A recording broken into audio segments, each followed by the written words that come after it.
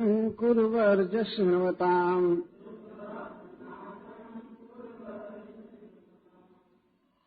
यथानुकीर्तयन्ते तत् श्रेयस्कामः द्विजातयः शुचयः प्रातरुत्थाय दुःस्वप्नाद्युपशान्तये इदमाह हरिः प्रीतो गजेन्द्रम् कुरुषत्तमा शृण्वताम् सर्वभूतानाम् सर्वभूतमयो विभुः। श्रीभगवानुवाच ये माम् त्वाम् च सरश्चेदम् गिरिकन्दरकाननम् वेत्रकीचकवेणूनाम् गुल्मानेश्वरपादपान् शृङ्गाणि धिष्ण्यानि ब्रह्मणो मे शिवस्य च शिरोदम् मे प्रियम् धाम श्वेतदीपम् च भास्वरम् श्रीवत्सम् कौस्तुभम् मालाम् गदाम् कौमोदकीम् मम सुदर्शनम् पाञ्चजन्यम् सुपर्णम् पतगेश्वराम् शेषम् च मत्कलाम् सूक्ष्माम् श्रियम् देवीम् मदाश्रयाम् ब्रह्माणम् नारदमृषीम् भवम् प्रह्लादमेव च मत्स्यकूर्मवराहाद्यैः अवतारैः कृतानि मे कर्माण्यनन्तपुण्यानि सूर्यम् सोमम् हुताशनम् प्रणवम् सत्यमव्यक्तम् गोवित्रान् धर्ममव्ययान् दाक्षायणीर्धर्मपत्निः सोमकश्यपयोरपि गङ्गाम् सरस्वतीम् नन्दाम् कालिन्दीम् शितवारणम् ध्रुवम् ब्रह्मऋषिम् सप्त पूर्णश्लोकांश्च मानवान् उत्थाय पररात्रान्ते प्रयतः सुसमाहितः स्मरन्ति मम रूपाणि मुच्यन्ते येन सोऽखिलात् ये माम् स्तुवन्तनेनाङ्ग प्रतिबुध्य निशात्यये तेषाम् प्राणात्यये चाहम् ददामि विमलाम् मतिम्। श्रीशुक उवाच इत्यादिश्य हृषीकेशः प्रद्माय जलजोत्तमम् हर्षयन् विबुधानीकम् आरुरोह खगाधिपम् विमोक्ष्य विमुक्त करके गजजूथपम गजराज को अब्जनाभः पद्मनाभ तेना गजेंद्र के साथ अपि भी पार्षद गतिम गमितेना जो पार्षद गति को प्राप्त किया था उसके साथ युक्त होकर गंधर्व सिद्ध विविधि, गंधर्वों, सिद्धों और देवताओं द्वारा उपगीयमान कर्मा, जिनका कर्म गाया जा रहा था, विशेषकर गजेंद्र उद्धार की लीला गाई जा रही थी। अद्भुता, अद्भुत, वर्णन से अतीत, स्वभवना, अपने निवास स्थान श्री वैकुंठ, गरुड़ासनो, गरुड़ पर चढ़कर, अगाध, गए या आए, एवं गज जूथपम विमोक्ष्य,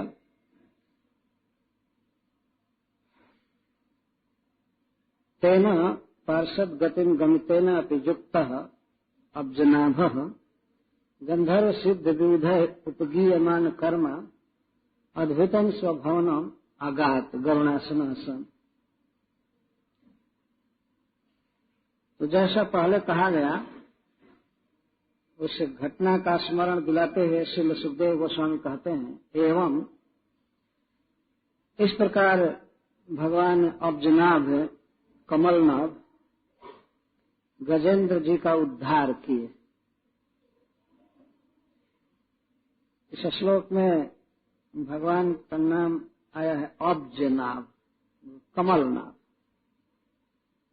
भगवान के नाभि से संपूर्ण विश्व का जन्म हुआ और भगवान के नाभि से कमल उत्पन्न हुआ जिससे ब्रह्मा जी का जन्म हुआ। तो ऐसे विश्व जनक श्री भगवान गजेंद्र का उद्धार किए और गजेंद्र पार्षद गति को प्राप्त किए। पार्षद गति गमितेन तेन अपि। इधर से तो भगवान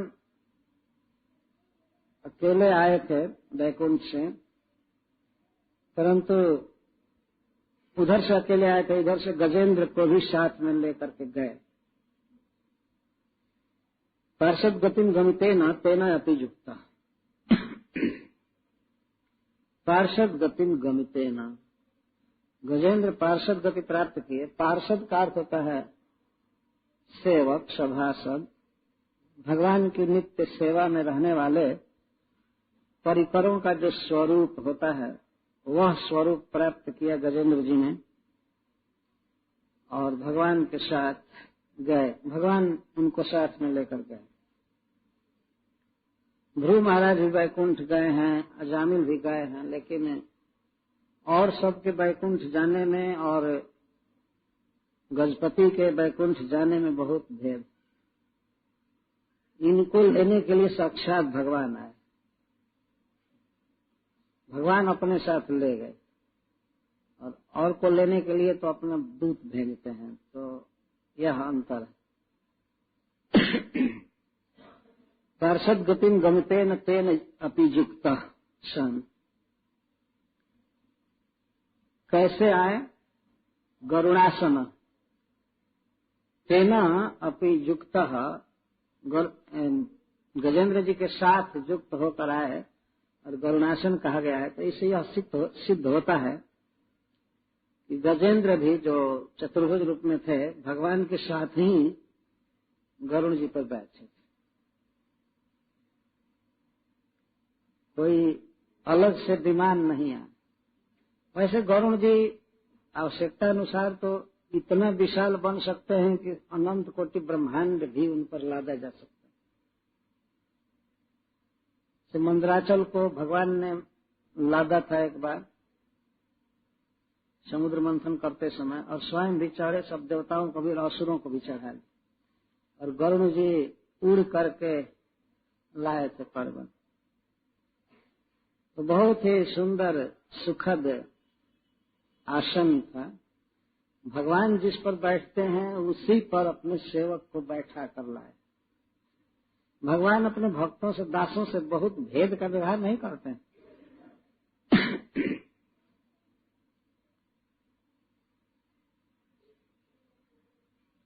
जैसे कोई पिता अपने पुत्र को पीछे मोटरसाइकिल पर चढ़ाकर कहीं ले जाए, ऐसे भगवान ले गए गजेंद्र जी। कितना बड़ा सौभाग्य है गजेंद्र जी। कोई भी जीव है जब शरीर छोड़ता है तो उसको लेने के लिए कोई न कोई आते हैं। अगर स्वर्ग जाना होता है तो देवता लोग आते हैं, वैकुंठ जाना होता है तो भगवान के पार्षद आते हैं, नहीं तो बेचारा जाएगा कैसे। ऐसा नहीं है कि मुक्त हो गया और उड़ गया चला गया, लेकर जाने वाले पार्षद होते हैं। और पुण्य किया है, दान किया है और भी व्रत नियम दूसरे का उपकार किया है तो उसको स्वर्ग में ले जाने के लिए देवता आते हैं। और बहुत पाप किया है तो उसको लेने के लिए भी कुछ लोग आते हैं। बहुत भयावह जमराज जी के जन, जिन्हें जमदूत कहते हैं, बहुत भयावह होते हैं और बहुत मारते पीटते हुए ले जाते हैं। रास्ते में नाश्ता वास्ता के लिए कुछ नहीं रखते। उनके पास सामान होता है डंडा, रस्सी, रॉड, यही सब पीटते हुए ले जाते। कई बार जीव नरक गया होगा, कई बार स्वर्ग गया होगा, लेकिन वैकुंठ केवल एक बार जाना होता है, जब गत्वा न निवर्तन। तो भगवान ले गए। कहाँ? स्वभवनम। स्वभवनम, जहाँ भगवान रहते हैं। भू से भवन शब्द बना है। भू का अर्थ होता है होना, समृद्ध होना, सुख प्राप्त करना, आनंद से रहना। जहाँ कोई व्यक्ति निश्चिंत आनंद से रहे उसको भवन कहते। तो भगवान का वो भवन, भगवान जहाँ आनंद से रहते हैं उस जगत में, वैकुंठ में, भगवान किसी से कभी कोई झगड़ा नहीं करते। भगवान का कोई विरोधी है ही नहीं। इसलिए वहां पर सुदर्शन चक्र की आवश्यकता नहीं पड़ती, गदा की और शंख की आवश्यकता नहीं। ये सब युद्ध करने के भगवान के समान। तो वहां बड़े आनंद में रहते हैं। इसका अर्थ यह मत समझिए कि इस संसार में आते हैं तो बहुत परेशान रहते हैं भगवान, परंतु ये भगवान का भवन नहीं है। यह बहिरंगा शक्ति के द्वारा उत्पन्न किया हुआ है। तो इसीलिए भगवान बहुत थोड़ा देर तक के लिए आते हैं, इसके बाद चलेगा। तो गरुणासन सन भगवान अर्जुनाभ स्वभवनम अगात। कथम भूतम भवनम? अद्भुतम भवनम। अगात शब्द का अर्थ है आए या गए। अद्भुतम भवनम, यहाँ श्रील सुखदेव गोस्वामी भगवान के धाम के तरफ संकेत करते हैं और वर्णन करने से ऐसा लगता है कि सुखदेव गोस्वामी भी वो घर देखे हैं, भगवान का धाम, अथवा खूब अच्छा से वर्णन सुने हैं। अद्भुतम शब्द लगा है। अद्भुत का अर्थ है अलौकिक, परम आश्चर्य में। ऐसा भवन, ऐसा लोक, इतना सुंदर सजा हुआ, सुखद, चिन्मय और किसी का नहीं। तो वहां भगवान ले गए। यह कथा कह करके अब श्रवण कीर्तन करने वालों को क्या लाभ होता है इस कथा का, श्रील सुखदेव गोस्वामी कहते हैं। एतन् महाराज तवेरितो मया कृष्णानुभावो गजराज मोक्षणम् स्वर्ग्यं जशस्यं कलिकल्मषापहं दुःस्वप्ननाशं कुर्वर्जस्यवताम्। एतत्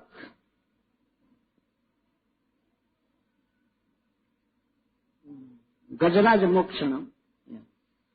एतत् गजराज मोक्षणम नाम कृष्णानुभाव तव ईरित। तव का अर्थ तुभ्यम, आपके लिए, तुम्हारे लिए। हे महाराज, आपके लिए यह गजराज मोक्षणम रूप कृष्णानुभाव ईरित कथित। हे महाराज, मैंने भगवान श्री कृष्ण के इस अनुभाव को, जो उन्होंने बड़े स्नेह से गजेंद्र का उद्धार किया, मैंने आपके प्रति कहा। बड़े लोग कर्तापन के पद पर अपने को नहीं रखते हैं। मैंने कहा ये न कह करके सुखदेव गोस्वामी कहते हैं आपके लिए कहा गया। जिनके लिए कहा गया वे तो कह रहे आपके लिए कहा गया, लेकिन कहा कौन अब तो सब समझ ही रहे हैं। इसलिए हमेशा मैं कहा हूं, मेरे द्वारा कहा गया, ये कहने की आवश्यकता नहीं होती। इस जगत में लोग अपने बारे में बहुत बहस छेड़ते रहते हैं, 24 घंटा बात करते रहते हैं, मैं ये किया, मैं वो किया, मैं वो किया। सुखदेव गोस्वामी कथा कहकर कहते हैं आपके लिए गजराज मोक्षणम कृष्णानुभाव कथिता।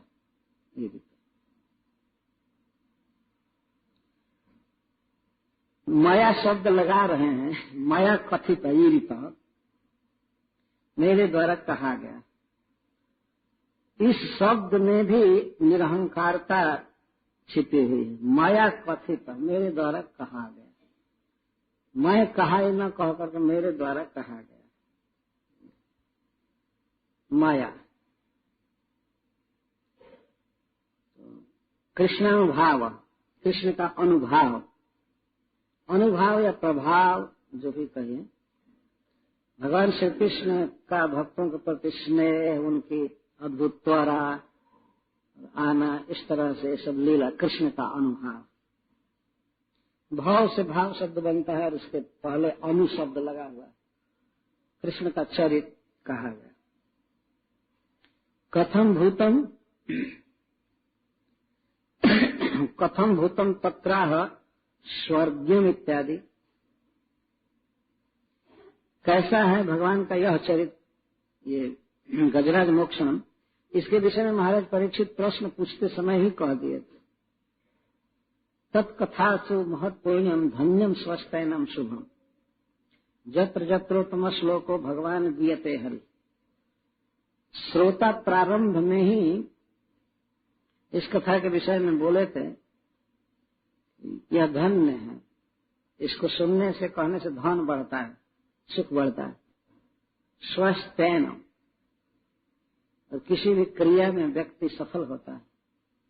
और शुभम, शरीर आदि निरोग रहता है, परिवार ठीक रहता है।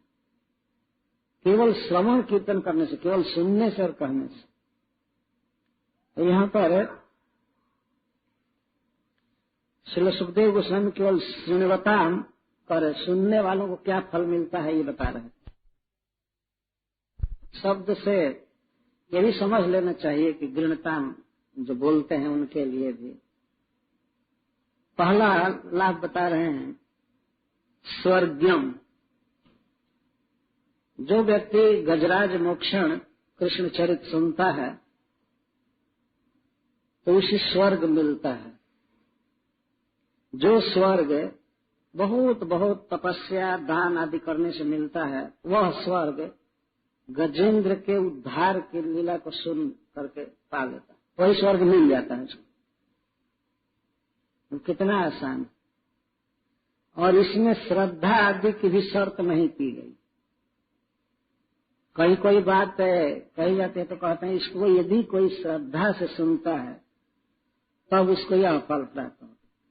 लेकिन यहाँ पर केवल श्रृणवताम शब्द का प्रयोग। वैसे अपने आप समझ लेना चाहिए, श्रद्धा भीतर भीतर है, बिना श्रद्धा के कोई सुनेगा नहीं। लेकिन यह कथा ऐसी है कि नहीं भी श्रद्धा हो और सुने तो उसे स्वर्ग तो निश्चित मिलेगा, नरक में तो नहीं जा सकता। स्वर्गीयम।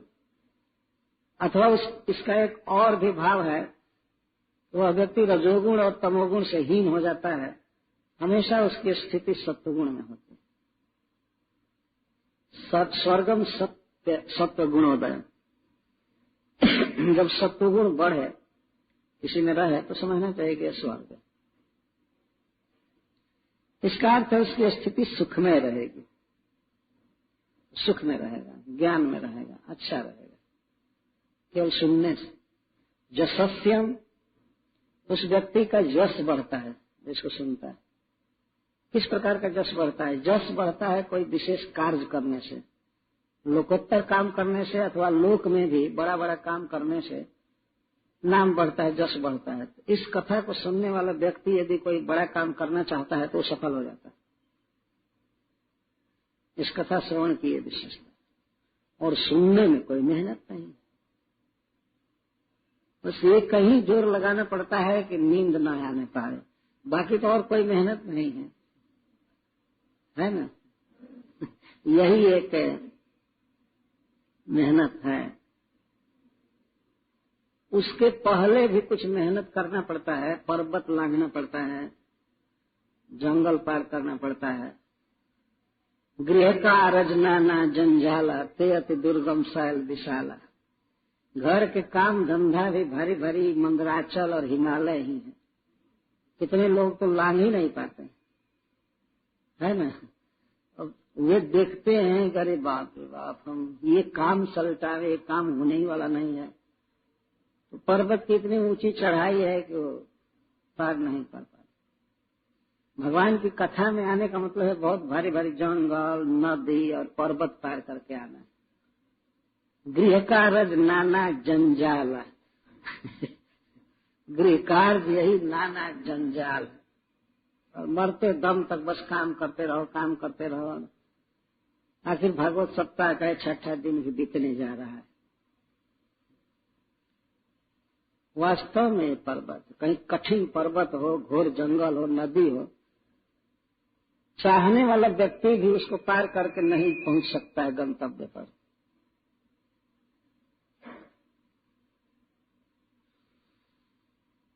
तो यह अपेक्षा है श्रृणवताम, सुनने वालों को फल मिलता है। और उससे और भी ध्वनित होता है सुनने वाले, अनुमोदन करने वाले। अनुमोदन का अर्थ है इस कथा के आयोजन में धन खर्च करने वाले, शरीर लगाने वाले, व्यवस्था करने वाले। अनुमोदन का यह अर्थ होता है। अनुमोदन का अर्थ केवल वाणी से कुछ बोल देना ही नहीं होता, वह तो उसका एक अंग है। असली अनुमोदन तो है इसको सपोर्ट करना और वाणी से प्रशंसा करना इसकी, इस कार्य की, इसका अभिनंदन या अनुमोदन कर। तो जो अनुमोदन करते हैं, स्मरण करते हैं, सब कहते हैं, सुनते हैं, उनका संकल्प पूरा होता है। यह भगवान की कृपा है। केवल इस प्रसंग को सुनने पर संकल्प पूरा होता है, और संकल्प पूरा होता है तो उनका यश बढ़ता है, जसस्यम। और शास्त्र कहता है कि जिस व्यक्ति की कीर्ति संसार में जितना दिन रहती है वह स्वर्ग में रहता है। कीर्ति जस से सजीवती। यदि दूसरे का उपकार किया है, अच्छा काम किया है, तो शरीर छोड़ने के बाद भी वह व्यक्ति अपनी कीर्ति रूप शरीर से जीता है। कीर्ति जस से सजीवती, तो जसस्यम, यश प्राप्त होता है। कली कल्म शापहम, कलयुग के समस्त दोषों का खंडन करने वाला है, नाश करने वाला है यह प्रश्न सुनने मात्र से। कली कल्म शाप।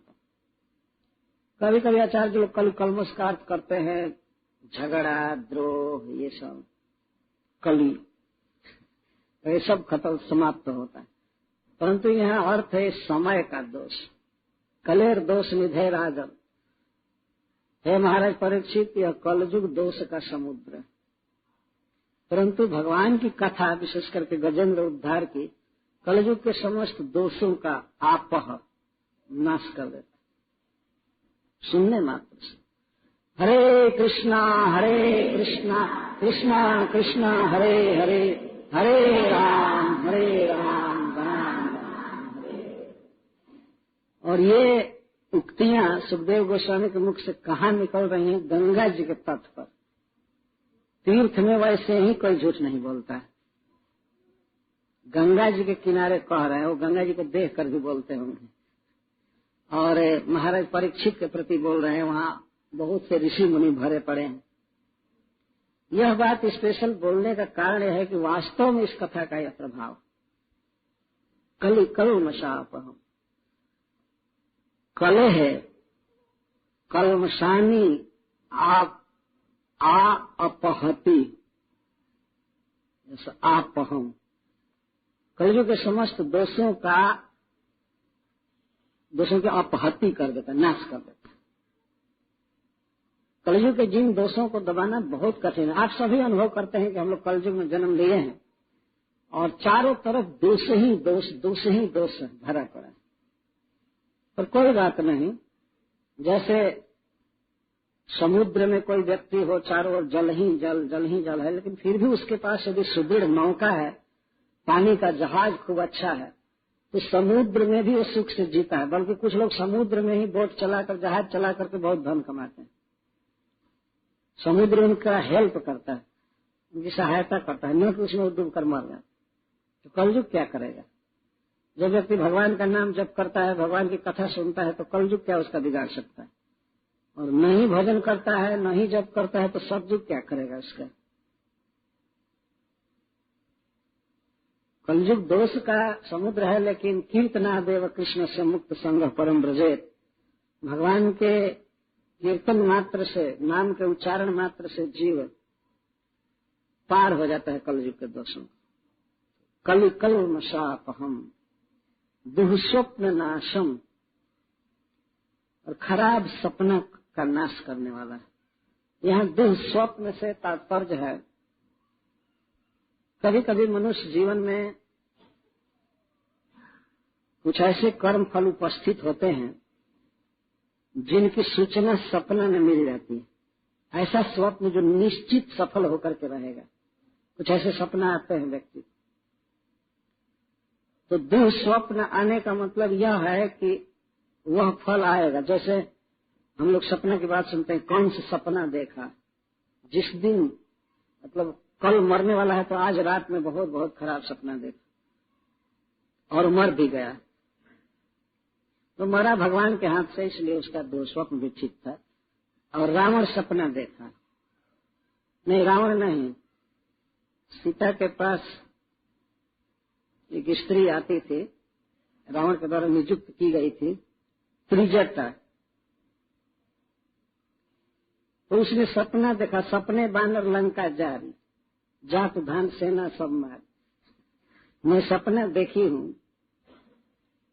और सीता जी को समझाते हुए कहती, मैं सपना देखी हूँ कि एक बानर और यह सपना में कहो विचारी हुई है, सत्य गए दिन चारी।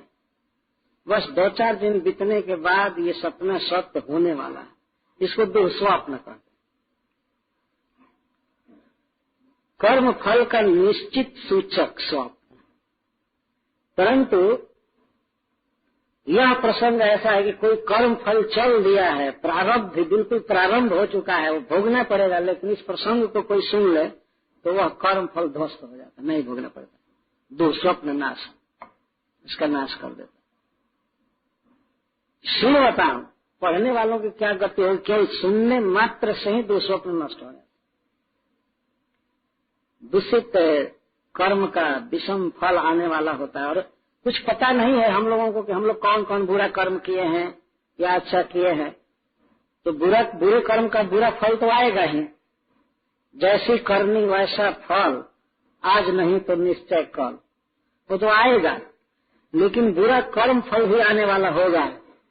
तो भगवान का नाम लेने से और यह प्रसंग सुनने से वो टल जाएगा, नहीं भोगना पड़ेगा। मेटत कठिन कुअंक भाल, भगवान के नाम में ऐसी शक्ति है। कठिन कुअंक, बहुत भीषण दुखद फल आने वाला होता है, वो मिट जाता है। गोस्वामी तुलसीदास जी रामचरितमानस में भगवान के नाम की महिमा बता रहे हैं।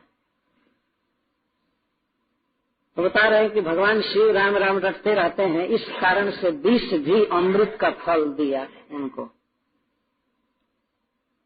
उनके कहने का आशय है कि यदि भगवान शिव राम राम नहीं रटते शुरू से ही, तो विष पीने के बाद क्या रिपोर्ट होता कहा नहीं जा सकता। तो मैं विनोद में बोल रहा हूँ, वास्तव में तो भगवान है, उनका क्या विष करेगा। परंतु काल कूट फल दीन है अमी को, नाम प्रभाव जान शिवनी को। शिव जी नाम का नीक प्रभाव जानते हैं, पूरा अच्छा। पहला प्रभाव तो उन्होंने अपने जीवन में अनुभव किया कि कालकूट फल दी हामी को, कालकूट हलाहल विष दी अम्मी का फल दिया, अमृत का फल दिया। उनके तो जीवन में अनुभव है, इसीलिए तो रात दिन एक मुख से राम राम राम राम राम राम रटते ही रहते हैं। 24 घंटा का अखंड कीर्तन उनके घर में चलता है। भगवान शिव के 5 मुख हैं और 5 मुख से में एक मुख तो अखंड राम नाम का कीर्तन चलता है। हरे कृष्णा कृष्णा कृष्णा हरे हरे, हरे राम राम राम हरे। तो हम लोगों का तो एक मुख है, वो भी नहीं लगाता। एक मुख है तो और फिक्र करनी चाहिए ना कि इसी से भगवान का नाम जप करना है। तो भगवान शिव एक मुख से हमेशा नाम रखते रहते हैं। सीखिए, भारत में बहुत लोग शिव जी के भक्त हैं और वो जानते हैं कि थोड़ा सा दया दृष्टि कर देंगे तो हमारा बहुत बढ़ जाएगा काम धंधा, और मांगते हैं थोड़ा देखिए, हमारे तरफ निहारिए।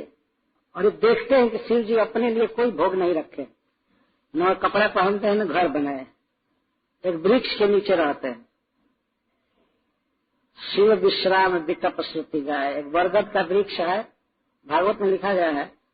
वह वृक्ष 1000 कितना योजन ऊंचा और बहुत चौड़ा फैला है, और उस पर एक भी पक्षी नहीं रहता है। पक्षी रहेंगे तो बीट करेंगे और सब, तो कोई पक्षी नहीं रहता। और इतना घना है कि सूर्य का प्रकाश कभी नीचे नहीं आता था। और भगवान शिव का वो स्थायी पंडाल समझिए भागवत कथा के लिए। जब भी उनका उल्लेख आया है भागवत में तो यही आया है कि नारद जी सुन रहे हैं, शनकादिक सुन रहे हैं, और भगवान शिव कृष्ण तत्व पर प्रवचन कर रहे हैं। यही उनका कार्य। भगवान शिव का और कोई काम नहीं है वास्तव में। प्रलय काल के समय अपना रूप दूसरा एक्सपेंशन करके प्रकाशित करके और उससे जगत को नष्ट कर देते हैं, लेकिन ये तो सदा भगवान की कथा में लगे रहते। कहीं भी देखिए भागवत का उल्लेख करके केवल एक जगह पर ऐसा उल्लेख मिलता है कि भगवान शिव पार्वती जी के साथ हैं, रमण कर रहे हैं, तो ऋषि लोग वहां से भाग के चले गए नारायण आश्रम, बद्रिकाश्रम चले गए, केदारनाथ। तब से भगवान शिव ने व्यवस्था कर दिया कि इस क्षेत्र में जो आएगा इलावृत वर्ष में वो सब स्त्री हो जाएगा। बाकी और जहां भी उल्लेख मिलता है तो बस कथा कहते हैं या सुनते हैं। तो भगवान शिव जानते हैं नाम के प्रभाव को। यह दुह स्वप्न नाशम शब्द कठिन कर्म के नाश के लिए बताया जा रहा है। और दुष्स्वप्न शब्द इसलिए दिया गया है, मान लीजिए कर्म यदि कोष में जमा है, अभी फल देना चालू नहीं किया है, तो हो सकता है कि भाई इधर उधर हो जाए, कर्म का फल विफल हो जाए। लेकिन ऐसा जैसे कोई राइफल की गोली चल चुकी है और चलने के बाद भी विफल हो जाए, ऐसा कर्म फल एकदम अब देने के लिए छोड़ दिया गया। पर भगवान का नाम लिया जाए तो जीव बच सकता। और गजेंद्र की क्या हालत थी, और कोई जीने की स्थिति थी क्या? लेकिन भगवान जैसे बचा लिए तो सुनने वाले को भी बचा लेंगे। इसलिए श्रद्धा के साथ भगवान के नाम का उच्चारण करना चाहिए। जमराज जी ने भगवान के दूतों को कहा है, अपने दूतों से कहा है कि भगवान के नाम को जो लेते हैं, कथा को सुनते हैं, उनको छोड़ करके जाना दूसरे पापियों को लाना। और यदि तुम लोग चले गए भगवान के भक्तों के पास और कुछ हो गया तो मेरी जिम्मेदारी नहीं, मरने की रिपोर्ट आवे चाहे कुछ भी। ऐसा साफ कहा। मैं वैष्णवों का स्वामी नहीं हूँ, मैं तो मनुष्यों में कुछ का स्वामी हूँ जो पापी हैं। वैष्णवों के स्वामी तो विष्णु। तो भगवान की कथा का ऐसा प्रभाव है, यह कोई और कथा जैसा नहीं है कि कुछ थोड़ी सी शांति मिल जाए, चलो घर द्वार छोड़ करके थोड़ा बैठ लेंगे। मनोरंजन हो जाएगा और तबला हारमोनियम चल रहा है, कुछ सुन लेंगे। ये वो कथा नहीं है। ये कर्म के कठिन बंधन को काटने वाली कथा है। और जो कर्म फल देने के लिए उद्यत हो चुका है, चल दिया, उसको भी नलिफाई करता है, तो फिर कोष में जमा हुए कर्मों को क्यों नहीं समाप्त कर देगा। दुस्वप्न नाशम कुर्वर्ज श्रृण्वताम, हे कुरुकुल तिलक, जो कोई इसे कृष्णानुभाव का श्रवण करता है गजराज की मुक्ति के विषय में, तो उसको ये फल प्राप्त होता है। तो मेरे द्वारा यह कहा गया, आपने ध्यान से सुना, और ये प्रश्न होता है कि सुनने का अवसर तो सदा नहीं रहता है, और इस प्रकार से मान लीजिए दुष्स्वप्न या कोई और उपद्रव या कोई भीषण कर्म फलाने वाला है, तो क्या करना चाहिए। तब सुखदेव गोस्वामी कहते हैं कि जथानुकीर्तयन्ते तत् श्रेयस कामा द्विजातयः शुचयः प्रातरुत्थाय दुःस्वप्नादिपशान्तये, अतः श्रेयस कामः एतत् जथानुकीर्तयन्ति। जथा का अर्थ जथावत, अतः जो कल्याण चाहते हैं, कर्म के भीषण दुर्भोग से बचना चाहते हैं, वे लोग प्रातः काल उठकर और शुचय काल का स्नान करके दुःस्वप्न आदि क्लेशों का नाश करने के लिए अनुकीर्तयन्ति, इसका कीर्तन करते, पढ़ते हैं। हरे कृष्णा कृष्णा कृष्णा हरे हरे, हरे राम राम राम हरे हरे, हरे कृष्णा कृष्णा कृष्णा हरे हरे, हरे राम राम राम हरे। अनुकीर्तन कहते हैं, पढ़ते हैं बार बार इस प्रसंग को, और विशेष करके नमो भगवते तस्मै जता ये तच्चिदात्मक पुरुषायाधि बीजाय परेशायाधि धीमहि। श्रेयस कामा, श्रेयस कामा का अर्थ जो हित चाहते हैं, कल्याण चाहते हैं, वे लोग प्रातः काल इसे पढ़ते हैं। प्रातः उत्थाय, प्रातः काल सज्जा का त्याग कर देना एक बहुत बड़ा गुण है। जो लोग बहुत देर तक सोते रहते हैं, वो पूर्व जन्म में भूत प्रेत रहे होंगे, लेकिन जो लोग अच्छे जीवन बिताए हैं पूर्व जन्म में, वे लोग प्रातः काल उठ जाते हैं। प्रातः काल से है तात्पर्य अरुणोदय से। जब ही सूर्य की लाली पूर्व दिशा में आना प्रारंभ होती है, उसी समय वे जग जाते, या इससे भी पहले जग जाते। भक्त लोग तो रात भर नहीं सोते, लेकिन कम से कम ब्राह्म मुहूर्त में जग जाना चाहिए। प्रातः उत्थाय। कुछ लोग तो ऐसे सोते हैं, सूर्योदय होने पर भी लगता है कि आज ही भर इनको सोना है, अब सोने को मिलेगा नहीं, इसलिए जितना आदाय कर लेते हैं, और प्रतिदिन वही आदत होती है, और कुछ न कुछ प्रतिदिन बहाना होता है। सिर चकरा रहा है तो पेट में दर्द है, बुखार तो कह नहीं सकते, नहीं तो जगाने वाला नापेगा पकड़ करके नाड़ी की बुखार है नहीं, इसलिए दर्द और माथा में चक्कर, बस यही उपाय है सोने का।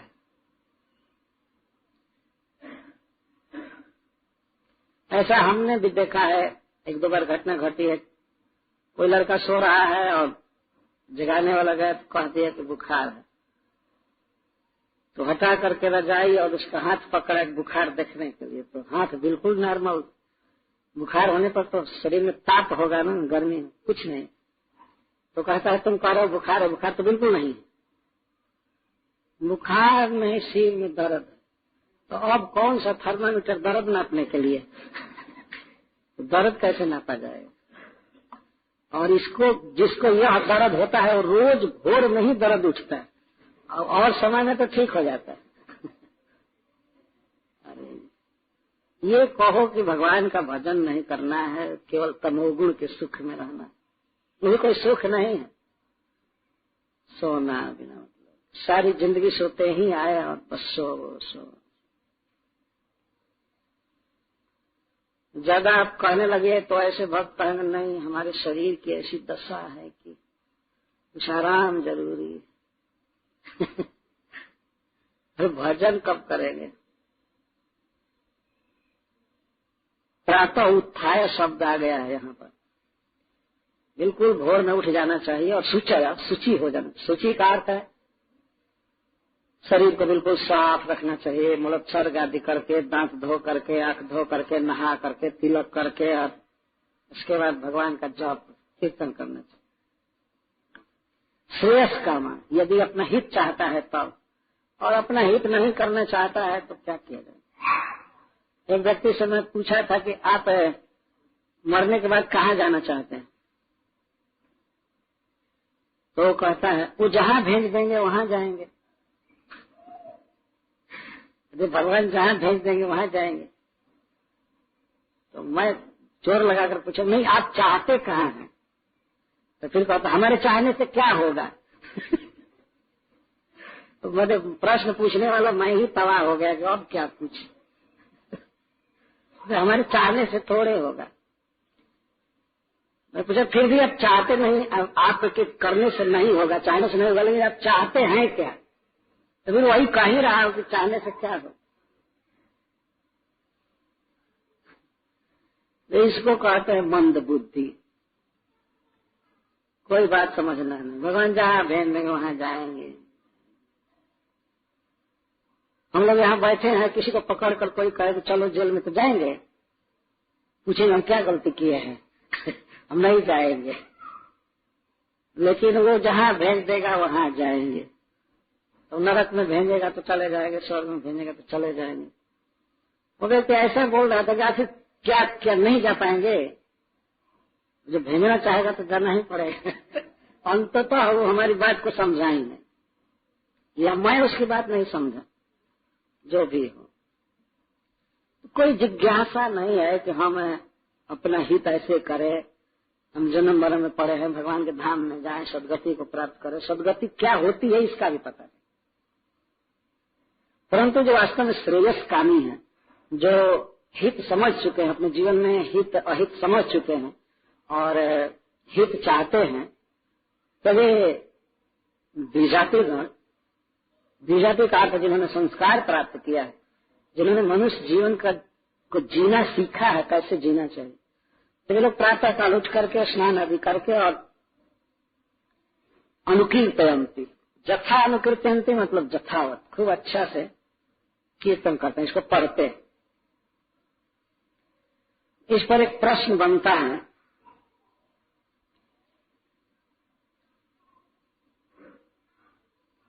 अनेन श्रेयो भवति इति कुतो ज्ञातम। मान लीजिए महाराज परीक्षित सुखदेव गोस्वामी से पूछें, इस गजेंद्र उपाख्यान के पढ़ने से और सुनने से श्रेय मिलता है, हित होता है, ये आपको कैसे पता चला? कैसे श्री सुखदेव गोस्वामी कह सकते हैं कि इसको पढ़ने से ये होता है, वो होता है, या सुनने से ये होता है? तो सुखदेव गोस्वामी कहते हैं कि भगवान ने साक्षात कहा, और वही वैकुंठ में पहुंच कर नहीं कहे थे। गजेंद्र का उद्धार कर लिए थे, सब देवता जुटे थे, और वहीं पर भगवान ने अपने श्रीमुख से यह बात कही थी, अपने मुख से बात कही थी। तो भगवान का कहा हुआ तो सब तरह से प्रमाण होगा, और वो भी भगवान शिव, ब्रह्मा, नारद, इंद्र आदि सबके सामने कहे थे। इदमाह हरि प्रीतो गजेन्द्रं कुरुषोत्तमा, शृण्वतां सर्वभूतानां सर्वभूतमयो हरि। इदम आह हरि प्रीतो, इदम आह, इदम आह इत्यादि जावत समाप्ति, यहां से लेकर के समाप्ति तक भगवान के उद्गार। यह बात इदम आह हरि, इस बात को हरि ने कहा था, और बहुत ही प्रसन्न होकर भगवान कहे थे। किससे कहे थे? गजेंद्रम, अपने प्रिय भक्त गजेंद्र जी से कहे थे, हे कुरुवंश शिरोमणे।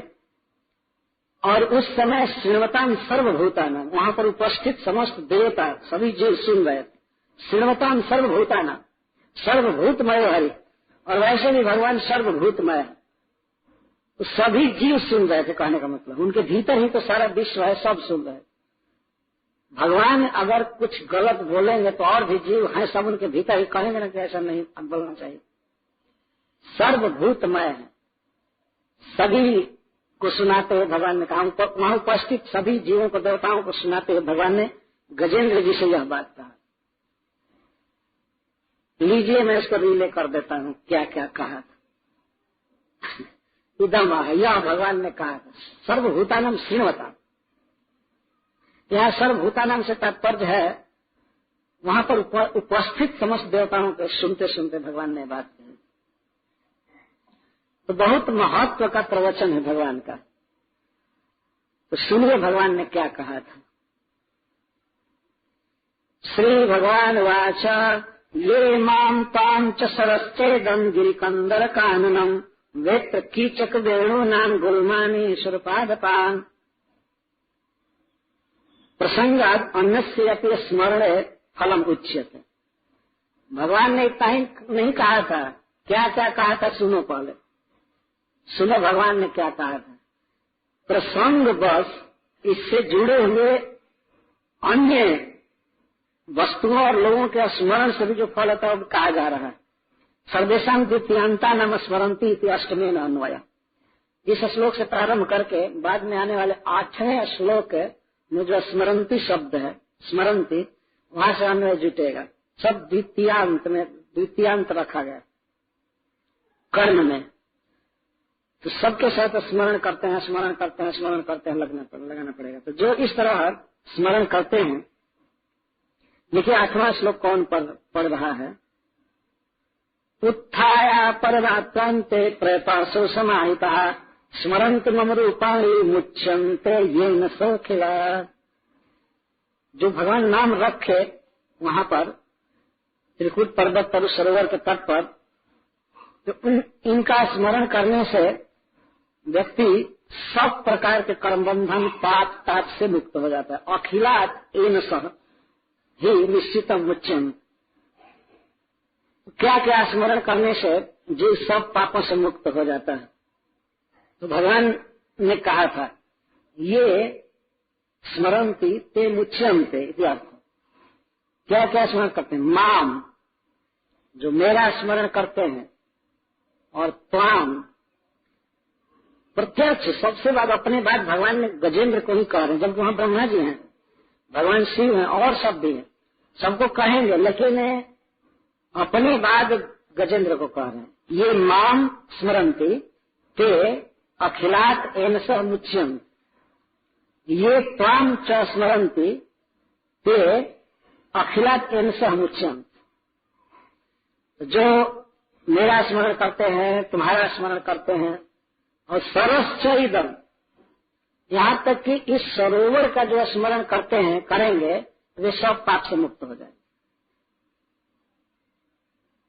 आप यहाँ से चालू करके और 8वें श्लोक तक ऐसा मत सोचिए कि सबका जब स्मरण करेंगे तब पाप से मुक्त हो।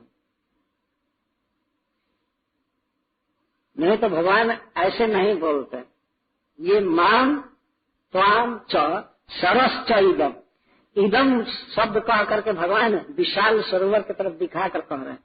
वो सरोवर और साइट इधर उधर, पहले सरोवर की तरफ कहा ये सरोवर, और गिरी कंदर काननम, यह त्रिकूट पर्वत, इसकी गुफाएं, कंदराएं और इसका वन, जो स्मरण करते हैं वे सब पाप से मुक्त हो जाते। भगवान दिखा दिखा कर बोल रहे हैं। पहले तो उन्होंने कहा ये माम त्वाम च सरश्चेदम गिरी कंदर काननम, ये सब बता रहे हैं। गिरी दिखाते हुए पर्वत के शिखर को भी दिखा रहे हैं। वेत्र कीचक वेणु नाम, यहाँ तक कि बेत, बांस, कीचक, झुरमुट आदि जिस पर गजेंद्र चला है, जिसको रौंदा है, जहाँ इसका चरण पड़ा है, जिन वृक्षों से, लताओं से, बांसों से इसका स्पर्श हुआ है, इनका स्मरण करने वाला व्यक्ति समस्त पापों से मुक्त हो जाएगा। और गुलमानी, तो बेत कीचक वेणु नाम गुलमानी, यह शब्द बांस, कीचक और बेत्र के झुरमुटों को गुल्म मतलब संदर्भ है, बहुत घने घने बांस हैं, बेत हैं, इनको स्मरण करने वाले समस्त पापों से मुक्त हो जाएंगे। और सूर्यपाद पान, इस पर्वत पर जो दिव्य वृक्ष हैं देवताओं के, जैसा कहा गया कि वरुण देव का उद्यान है और समस्त लोकपालों का अपना अपना बाग था, उस पर सूर्यपाद पान, सूर्य मन कल्प वृक्ष है, देव वृक्ष, इन सबका जो स्मरण करते हैं वे सब पाप से मुक्त हो जाए। श्रृंगारी मानी विष्णयानी, और ये जो श्रृंगारी मानी, ये जो प्रधान 3 शिखर हैं, एक लोहे का, एक रजत का और दूसरा स्वर्ण का, तो ये जानते हो ये तीनों कौन है? एक मेरा आवास स्थान है, मैं सैर करने के लिए पर रहता हूँ, और एक शिव जी का और ब्रह्मा जी का। धीष्णानी ब्रह्मणा धीष्णानी, ब्रह्मणा और मैं मम शिव से च धीष्णानी श्रृंगानी मानी। और 3 गिना रहे, इसलिए पहले त्रिकुट कहा भी जाता था।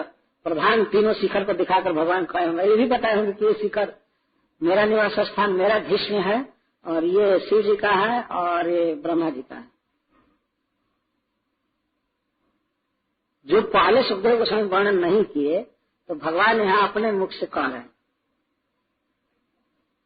मतलब महाराज परीक्षित से जो नहीं कहे थे सुखदेव गोस्वामी, तो उसको पहले ही भगवान गजेंद्र से कह चुके हैं। ब्रह्मणाधीष्ण्यम मैं धीष्ण्यम शिवस धीष्ण्यम च, तो 3 वचन में होने से ब्रह्मणो में शिवस च धीष्ण्यामी इमानी श्रृंगाणी। इमानी शब्द से ये भगवान दिखाकर ऊपर देख करके बोलते हैं ये शिखर विशाल। क्षीरोदम में प्रियम धाम, मेरा प्रिय निवास स्थान, मेरा प्रिय धाम क्षीर समुद्र, इसका जो स्मरण करते हैं सब पाप से मुक्त हो जाते। श्वेत द्वीपम च भास्वरम, और इस क्षीर समुद्र के बीच में एक जगमग करता हुआ ज्योतिर्मय धाम है, जिसको श्वेत द्वीप कहते हैं, बिल्कुल उजला द्वीप। तो वो मेरा धाम है, दोनों के लिए प्रियम धाम लगेगा। तो भास्वरम श्वेत द्वीपम, भास्वरम का अर्थ जगमग करता हुआ प्रकाशित मेरा धाम, इसका जो स्मरण करते हैं वे सब पाप से मुक्त हो जाते। शेषम चमत्कलाम सूक्ष्माम श्रियम देवीन्नदाश्रयम ब्रह्मांडम नारदम ऋषिम भवम प्रहलादमेव च, और मेरे ही अंश छूट गया। हाँ, श्रीवत्सम कौस्तुभम माला गदाम कौमोदकी मम सुदर्शनम पांचजन्यम सुपर्णम पतगेश्वरम। श्रीवत्सम, श्रीवत्स, हमारे वक्षस्थल पर जो श्रीवत्स चिन्ह है, इसका कौस्तुभम, मेरे गले में जो कौस्तुभ मणि लटका हुआ है, और मेरी माला बनमाला और गदा जिसका नाम कौमोदकी है, इनमें से किसी भी वस्तु का कोई स्मरण करेंगे तो उनके सारे पापों से मुक्त हो जाएंगे। सुदर्शनम, मेरा चक्र जिसका नाम सुदर्शन है, पांचजन्य, मेरा शंख जिसका नाम पांचजन्य, सुपर्णम पतगेश्वरम, और पक्षीराज गरुड़। कोई भी व्यक्ति जो इनका स्मरण करेंगे सब पाप से मुक्त हो जाएंगे। हरे कृष्णा कृष्णा कृष्णा हरे हरे, हरे राम राम राम हरे हरे। भगवान अपने से विग्रह पर धारण करने वाले अस्त्र शस्त्र और माला आदि के विषय में बोल रहे हैं। भगवान के चिंतन का यह स्वरूप है। भगवान के स्मरण का मतलब भगवान के पोशाक, भगवान का श्रृंगार, भगवान का आयुध, ये सब ध्यान करना चाहिए। नहीं तो भगवान का कोई ध्यान क्या करेगा? बताइए, ध्यानावस्थित गतेन मनसा पश्यन्ति जब योगिनो, योगी लोग ध्यानावस्थित मन से भगवान को देखा करते हैं। तो भगवान को देखने का मतलब भगवान के हाथ देखना, हाथ में सुदर्शन चक्र देखना, या शंख, कौमुदी, गदा, कमल, पीताम्बर पहना हुआ, कौस्तुभमणि लगाया हुआ, यही भगवान का ध्यान है ना। कोई अंधकार या लाइट देखना, ये कौन ध्यान है? और लाइट का ही ध्यान करना है तो खूब 10-20 हजार वाट का बॉल जला करके और आंख भी खराब कर लो देखते, लाइट देखते हैं। कोई लाइट फाइट नहीं देखता है। भगवान को देखना चाहिए। भगवान यहाँ बता रहे हैं, श्रीवत्सम कौस्तुभम मालाम गदाम कौमोदकी मम सुदर्शनम पांचजन्यम सुपर्णम पतगेश्वरम। मम शब्द कॉमन है, सबके साथ लगेगा। मम श्रीवत्सम, मम कौस्तुभम, मम मालम, मम गदाम कौमोदकी, मम सुदर्शनम, मम पांचजन्यम, मम सुपर्णम पतगेश्वर। ये सबका संबंध भगवान के साथ है और भगवान के ही एक रूप है। भगवान की गदा में और भगवान में भेद नहीं है, भगवान के शंख में भगवान में भेद नहीं। सब भगवान के दिव्य श्रृंगार, वस्त्र और आयुध भगवत स्वरूप। और इन सब मंगलमय वस्तुओं का स्मरण करने से मंगल होता है। शेषम चमत्कलाम सूक्ष्म श्रियम देवी मदाश्रयम। और शेष संकर्षण जो मेरे अंश हैं, मेरे कला और सूक्ष्म, अभी सूक्ष्म श्री के लिए है कि उनके लिए है,